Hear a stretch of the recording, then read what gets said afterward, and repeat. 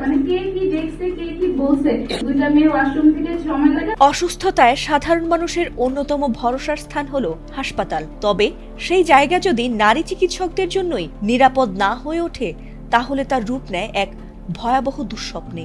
আর তাতে বহিরাগত নয়, বরং সহপাঠী সহকর্মী যদি হয়ে ওঠে আতঙ্কের আরেক নাম, তাহলে এর চেয়ে নিকৃষ্ট পরিস্থিতি বোধহয় আর কিছুই হতে পারে না। চিকিৎসার মতো মহান পেশাকেও কলুষিত করতে ছাড় দিচ্ছে না বহু মুখোশধারী কাপুরুষ। তবে কথায় আছে, পাপ তার বাপকেও ছাড়ে না।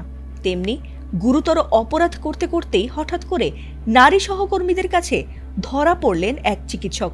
আর এরপর যা হয়েছে তাতে প্রতিবাদে ফেটে পড়েছেন হাসপাতালটির সব চিকিৎসক। চিকিৎসক হতে এসেও নিজের কুপ্রবৃত্তিকে নিয়ন্ত্রণ করতে পারেননি এক যুবক। তাই নারী চিকিৎসকদের ওয়াশরুমে সংগোপনে রেখে এসেছিলেন এমন এক কলম, যা দিয়ে লেখা না গেলেও গোপন ভিডিও করা যেত ঠিকই। আর নিজের বিকৃত আনন্দের কারণে সেসব ভিডিও সংরক্ষণে রাখতেন তিনি। এমনকি কয়েকজন নারী চিকিৎসকের সঙ্গে অশালীন আচরণ করে ধরা পড়ায় বারবার সতর্কও করা হয়েছিল তাকে। তবে গোপন ক্যামেরা লাগানোর পর বিষয়টি হঠাৎ করে টের পেয়ে যান নারী চিকিৎসকরা।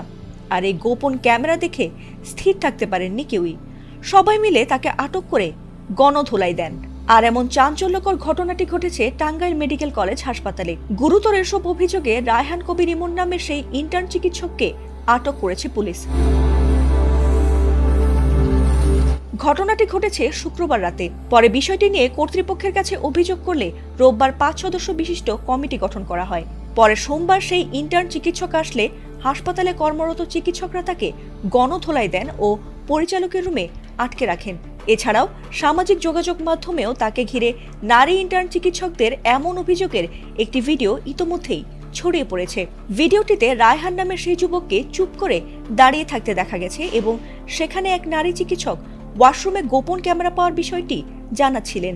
এরপর তাকে আরেকটি ভিডিওতে এমন অভিযোগের মধ্যেই প্রত্যেকটি নারী চিকিৎসককে হেনস্থার অভিযোগও তোলা হয়। এ সময় মাথা নিচু করে অভিযোগ মেনে নিলেও মুখে বিষয়টি স্বীকার করতে চাননি সেই রায়হান।